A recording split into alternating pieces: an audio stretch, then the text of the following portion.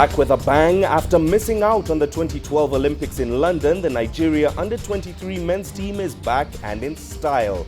This after being crowned African under-23 champions last week, earning an automatic ticket for next year's Summer Olympics in Rio.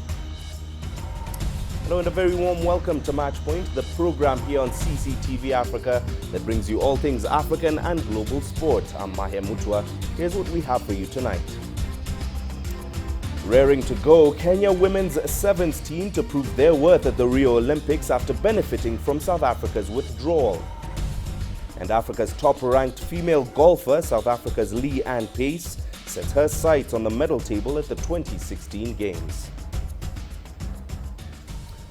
Well, now it's been a week now since the Nigeria national under-23 team, otherwise known as the Dream Team 6, emerged as champions of the second edition of the Africa Under-23 Cup of Nations. Nigeria beat Algeria by 2-1 to lift the trophy and qualify for the football event at the Rio 2016 Olympics in Brazil. All attention is now shifted to that event, and Nigerian football fans are hoping that the country can repeat the feat it achieved at the Atlanta Olympics when it became the first African and non-European or South American team to win the gold medal. CCTV's Deji Badmus kicks off our program. The Dream Team 6 went into the final of the Africa Under-23 Cup of Nations as underdogs. Algeria, who had been very impressive in the earlier round of matches, were favourites. But at the end of 90 minutes in the main bowl of the Leopold Sédar Senghor Stadium in Dakar, it was Nigeria, former Olympics champion, that emerged victorious, courtesy of 2 goals from midfielder Ogenekaro Etebo. The feat surprised many football fans in Nigeria, who initially didn't give the team any chance at all. And though it may have been 1 week now since that final match took place, the fans are still talking about it. From the beginning of the competition, they started badly, but as they progressed to the next stage of the competition, they started getting themselves. But I think they should just try and work on their defense, because when they started the competition, it's not that they are not playing well, but the defense, they are just conceding goals. We did pretty well. We started slowly, and gradually as the competition progressed, we were able to pick up ourselves from defensive blunders, and eventually we won the tournament. So I think it was good. It was a good outing for us. Coach Samson Siasia has conceded that indeed the team has a lot to improve on, promising to work on all its mistakes before the Olympics in Rio. The fans tend to believe him. They say they are confident they would see a very much improved Dream Team 6 when the boys line out for the Olympics just a few months away. In the Olympics, we'll be coming against bigger countries. You know, this is Africa. We'll go to other continents, like we have countries like Brazil, Argentina, USA, and many other teams. But I think we can still try our best and still win it, because I've been hearing of the inclusion of Ahmad Musa, Odion Igalu, and these are fantastic players that can improve the squad. I think we have a good chance of winning the competition. I think we have enough attacking force, which can take us far at the Olympic, at the world stage. But what I think we have to do more on is our defense line. So but I think with the Siasia's knowledge, we can do pretty good. Coach Samson Siasia is no stranger to the football events of the Olympics. He led Nigeria to the final of the Beijing Olympics in China, where the country finished as runners-up.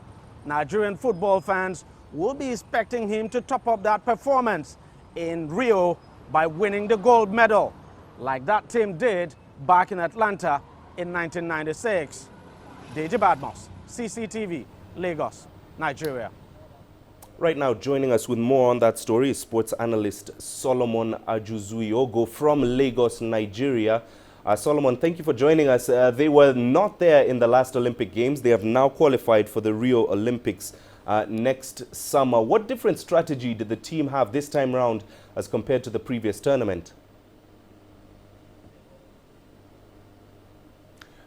Sometimes it's not about different strategy, it's about a playing style. And the coach who is taking Nigeria to this tournament has a playing style. He has been able to guide the under-20 team to a silver winning medal. he's been able to guide the same Olympic team in Beijing to a silver medal win.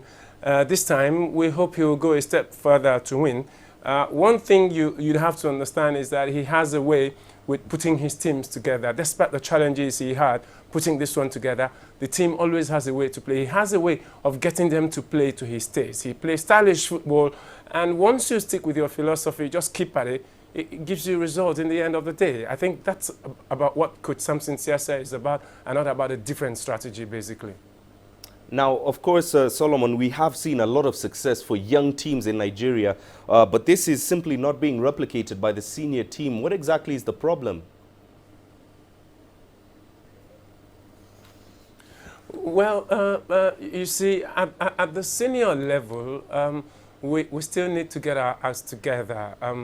The senior football team or senior football is not basically about talent. It's about high level of professionalism. At the 8th grade level, it's about talent first and foremost. You need to have a basic skill, basic understanding of how the game is played, and then talent is it. But at the senior level, it is beyond talent. There's a whole lot of support, a whole lot of science that is involved. I think that we have depended so much on the talents we've got more than developing the potential that these talents have always shown us, until we get to the point where we realize that we need to go beyond just playing around talent and being professional enough. We won't be able to achieve anything at the senior level, basically. All right, Solomon, thank you very much for that. Indeed, hopefully plenty of good days ahead for young Nigerian football talent. Well, that was Solomon Ajuzuyogo joining us live from Lagos, Nigeria. He is a sports analyst there. Well, it's time now for us to take a quick break here on Match Point. Plenty more still to come, including raring to go, Kenya women's sevens team to prove their worth at the Rio Olympic Games after benefiting from South Africa's withdrawal.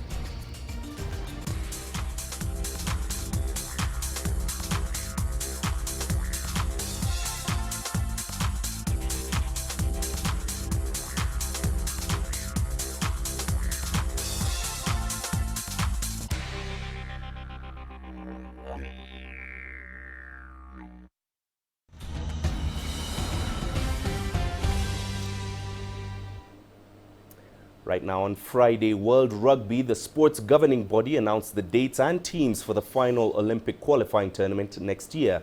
But come Saturday, changes had been made to Africa's representatives after World Rugby confirmed that South Africa had been withdrawn from the list of qualified teams. The team had won the automatic ticket to Rio from the continent, but its Olympic committee wasn't impressed and withdrew them, effectively handing the qualification ticket to Kenya.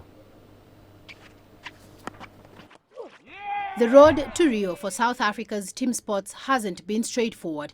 Just as the dust settles on South Africa's National Olympic Committee's decision to withdraw both hockey teams, leaving Africa without a representative in the Olympics next year. World Rugby now says the women's sevens team has been withdrawn. In May, the Olympic Committee reached an agreement with its member sports that the continental qualification route will not be considered in the race to Rio 2016. We need to learn as the leaders in the federations as to what do we want to achieve as South Africa. So if rugby comes to me and says our women's team is top in Africa, but I've seen the women's team play in the circuit, they are no near getting there. You know. South Africa's rugby women's team, which won the Continental Championships, will now be replaced by Kenya, who finished second, meaning Kenya will have both men and women's teams in the Rugby Sevens in Rio 2016. Currently, football is the only team sport which will represent South Africa after earning qualification through continental competition. Rugby is something different because we are looking at ourselves and we're saying that is a team that's ranked so low, is it going to make any impact? I know it's going to be a big debate. You know, it's going. I'm not staring myself blindly into that huge debate that is coming, because people are going to say, "But you took Banyana." But we had it the same thing in last year, in the last Olympic Games. Banyana, hockey, and all of them. they're really not really performing and so on.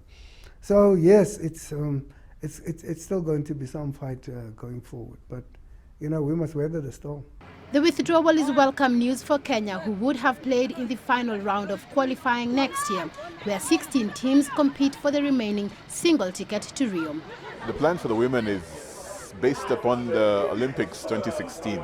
We have to get enough practice as possible. We have to get enough exposure as we can. This year we've taken the women places they've never been before. We've paid attention to them in different ways.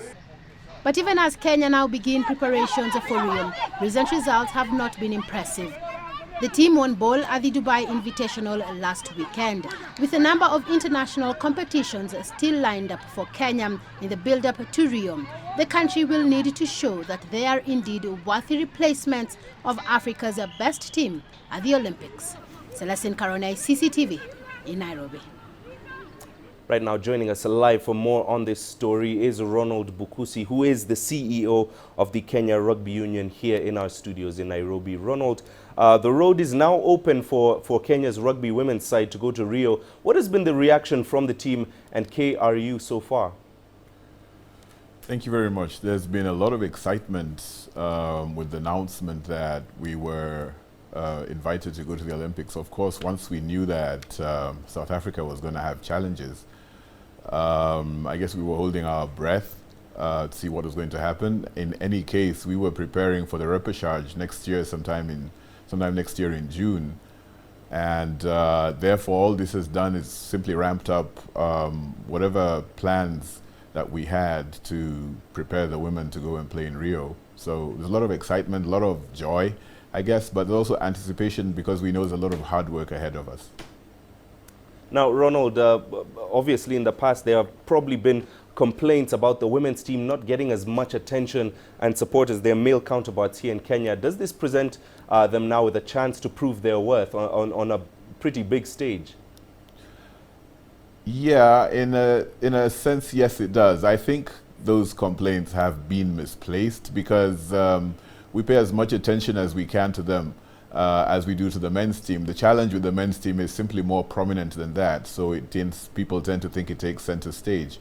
But the focus that we have had on women's rugby this year, starting with our women's league and then the various tournaments that they've gone to, simply shows our commitment to developing the women's game. The fact that they're going to now play in the Olympics simply means that we need to ramp up whatever efforts we have. We need to double those efforts, get better conditioning, better fitness, better understanding of the game, and participate in as many tournaments as we can in the build-up to that, because you can only get better by playing against the best. And finally, Ronald, obviously the men's Rugby 7 squad did put on a brave show at the Dubai Rugby 7 circuit last week. Is this now an indication of things to come for Benjamin Ayimba's side? I wouldn't say it was a brave show, because when you say brave show, it sort of implies that they played against the run of play, and it's surprising that they got to where they were. This is a really good team, and they simply showed their potential. It's interesting that there are some regulars who are not there. Once they come back, people will get to see that the team is actually a lot better than they saw this weekend. It simply shows that if Mr. Ayimba and his team focus on the job, there's no telling where we can go. We really are a good side. All right, Ronald, thank you very much for speaking to us there. That was Ronald Bukusi, CEO of the Kenya Rugby Union. This is, of course, coming after the Kenya Rugby 7's women's team qualified to the Rio 2016 Olympic Games. Well, now golf is back on the program for the Olympics in Rio. After more than 100 years, the sport will make its Olympic debut in Rio next year, and it has the golfing world abuzz with excitement as the top 15 male and female golfers the world over qualify for a spot at the historic event. One particular golfer who is planning to be there is Africa's #1 women's golfer, who has already set her sights on bringing a medal home to South Africa. C.S. Duplessis now reports. Africa's top-ranked women's golfer Leanne Pace is back in South Africa after her first full season on the LPGA Tour, and says she is thrilled with her efforts in 2015 and is aiming to emulate her performances next year. The 34-year-old also maintains that women's golf is improving each year, and it is encouraging to see more women getting into the sport. I think we've got a lot of great talent here in South Africa. We've got a lot of girls now on tour on the LPGA as well as the European tour. So women's golf in South Africa and in Africa definitely is improving. So that's my main goal, just to set a good example and play the best I can and hopefully inspire other women golfers. The Pearl Valley golfer, who has won several tournaments in China, says that it remains one of her favourite destinations, and she's been keeping a close eye on how women's golf is growing in the country. I actually really enjoy playing in China. I've got a few good friends from there. And I think, Chinese golf is really improving. I think within a few years there's definitely going to be a few youngsters coming up the ranks. But yeah, like Shan Feng, number 6 in the world. Another friend of mine, Shi Yu Lin, just won on the European tour. So I think China's got a really good future ahead of it. And for myself, I enjoy going back there because it seems to be good fortune for me. Pace, who has implemented strength training into her preparations as well as managing her sleep properly while on the road, is aiming to make 2016 a massive year in her stellar career. Definitely a top 10, hopefully another W in there. Yeah, I'm training really hard for that, and I'm also working with a new mental coach now, just goal setting, and the way he explains it, there's 5% extra needed, which doesn't seem like a lot, but at the top level, you really have to put your mind, your body and everything else into it. The two-time SA Open champion is eager to cement a top 10 world ranking, as competing at the Olympic Games is something she has always dreamt of. Yeah, definitely. It's one of my main goals ever since I heard it's on the table. I've been gunning for that, so very excited. At the moment I am qualifying and hopefully I can stay at the top, although I'm sure there's a lot of golfers chasing me for that opportunity, but it'll be a huge honour and just amazing to be part of history. It's been a phenomenal year for Leanne Pace. The reigning SA Open champion now shifts her focus to Rio next year, where she'll be hoping to ensure a top 10 world ranking. That will mean she'll be a part of history as golf makes its debut at the Olympic Games in 2016. CS Duplessis, CCTV, Cape Town. Let's take another short break here on Match Point. Plenty more still to come, including jumping into the pool, we're meeting the old swimmers of Egypt, and they're just getting started.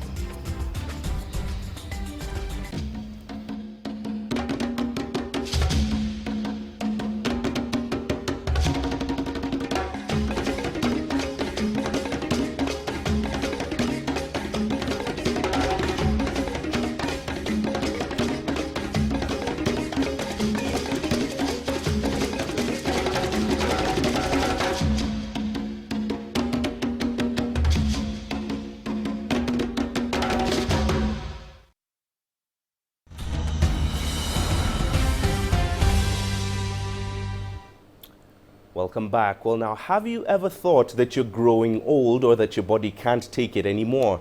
Well, you may be about to change your mind. Our correspondent in Egypt, Adil Mahroui, tells us about the world ranking swimmers who've started competing at the ripe old age of 50 years and older. This is the Heliopoulos National Competition for Masters Swimming.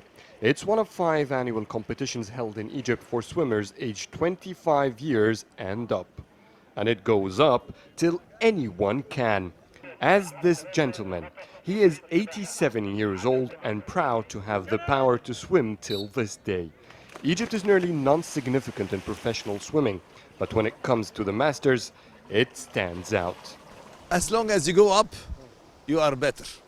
Because you are going up, the competition is less. Many swimmers leave the field for health, for any reasons, and so who reaches up to the 50s, 70s, 80s, they are better. Thanks God we're still alive till 80s. In the last few years, Masters swimmers have been gaining dozens of international medals. Last year, they were the only team to bring the country 5 golden medals. It forced the Egyptian Federation to change its position and start funding this team. The support came at a critical time when the competition is starting to become more difficult. Internationally, it's becoming more and more popular, and all the people are coming back. We went in the first international competition were to New Zealand. The competition was not that hard. Now if you go, we went back Canada last year, it was a very hard competition because all the strong people are coming back. In Egypt, the Masters program began in 2003. They started with just 50 players.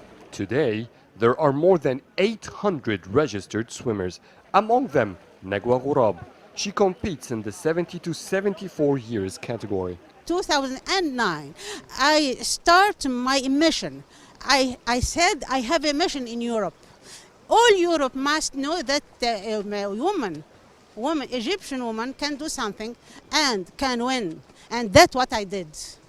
Since 2009 till now, I have about 36 international medals and 7 mondial world, yes, and the 2 podium, 3rd in the world in Kazan in Russia, 2015. Since 2009, Ghurab won 36 international medals in 7 world championships. The latest was in Kazan, Russia, where she got her 3rd place, the highest any Egyptian had ranked so far. She and another Egyptian each won 5 medals in that competition. And for all those who think they're getting old and it's too late for sports, Mrs. Ghurab has an important message. This is not very wrong thing. I'm sorry to say it. I'm 73. Look at me. Everybody look at me. Yes. Yes, I like to do everything. I like to create something. I like to create something. Not the age, my dear, for all the spectateurs, come and say in French, never the age stop. Never. If you feel something good, you have to continue and continue and continue. It feels very nice for you, for your health. There was an amazing spirit in this competition, a mature competitiveness among those wise swimmers, and a sensation that anything is possible. Their will is made of steel. The Egyptian Masters swimming team, particularly the seniors, are a great inspiration to the country. They've managed to make Egypt among the top 3 countries in many international competitions, and they still dream of achieving more. Adel Mahroui, cctv, Cairo. Indeed, words to live by for a good long life. Finally, both finalists of tomorrow's FIFA Club World Cup final, Club Atletico River Plate of Argentina and Spain's Barcelona, each trained and held news conferences on Saturday at the Nissan Stadium in Yokohama. For River Plate team coach Marcelo Gallardo, Sunday's final presented a special opportunity for the South Americans to prove their worth against one of the world's strongest clubs. His team warmed up and trained at the venue for tomorrow's final, with the team exhibiting general ease despite the task ahead. The team reached their first ever final of the competition after they defeated Japanese side Sanfrecce Hiroshima and became the 4th Argentinian club to do so. Esperando ansioso un partido. I think it's going to be a very meaningful match, and I cannot wait. So the match tomorrow is going to be something that is going to reflect all the efforts that we have made so far. We have been in a special environment so far, traveling very far. We would like to make it very special. Buenas tardes. River Plate will participate in the final tomorrow, and that fact means that River Plate is a very strong team. They have a very good quality team. They can play in the top and at the bottom. They can create opportunities, and the final will be a very interesting match. Meanwhile, that man there, Barcelona coach Luis Enrique, showed eagerness for the match during the team's news conference and praised River Plate for reaching the final. His side are on the brink of extending their record as the most successful team in the Club World Cup as they chase a 3rd title. Enrique said that both his forwards, Lionel Messi and Neymar, are doubtful for the fixture. Both missed their earlier semi-final, with the club citing a kidney stone for Messi and a muscle strain for Neymar. Neither trained with Barcelona players who warmed up and trained on the field. Well, still on that story, earlier I spoke with CCTV's Wang Dong, who has been covering the tournament in Japan. I began by asking him about the 3rd place final between Sanfrecce Hiroshima and Guangzhou Evergrande tomorrow. Well, in terms of the host team, Sanfrecce, I believe they do have this home court advantage. They want to do well, and they are ready, as they said before this particular game. As you mentioned, this is the 3rd position battle there. They certainly would like to live up to the expectations of the people and a home crowd. On the other hand, this is the battle between J-League champions and the Asian champions. So for Guangdong, even though they might not have the home court advantage. All right, now Guangdong, obviously the final pits Argentina's River Plate versus Spain's Barcelona head-to-head. Is there any likelihood of an upset in that final? The likelihood probably is going to be very, very small, even though the team from Argentina is the champion of South America, and also they are so relaxed. They're very loosening up. They really enjoy their staying in Tokyo. If you talk to them, or in the Yokohama area, if you will, and whenever you see them on the street or in the bar or in a hotel, they give you this feeling that they are really enjoying their good time here. And in that sense, probably it's good for them to to be on the pitch without any pressure. However, if you talk to the formation of MSN, namely Messi, Suarez and Neymar, and this kind of a star-studded team from the world, the chance for River Plate to pull up away with an upset is really very, very slim. Remember, the informed Suarez right now is really enjoying his best soccer, and he did so well last time in the last game by scoring 3 times.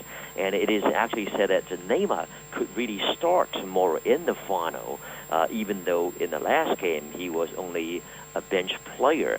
And also, it is being well speculated that Lionel Messi could also come on in the second half, given that he's improving his condition right now. So in that sense, the already star-studded lineup for Barcelona is going to be so strong, too formidable for them to be to face any difficulty. I guess one would really bet his money on the team from Spain. CCTV's Wang Dong speaking to us live earlier on the phone from Yokohama, Japan, ahead of tomorrow's Club World Cup final. Well, that does it for this edition of Matchpoint. Remember, you can send your feedback, as always, to us, matchpoint@cctv.com, or you could visit our Facebook page and leave a comment there, CCTV Africa, and stay in touch with us on Twitter. The handle, as always, is CCTV News Africa. Thanks for watching. I'm Mahir Mutua. We leave you with this week's Move of the Week, which comes from the Bundesliga. It's Xavi Alonso's goal against Darmstadt on Wednesday.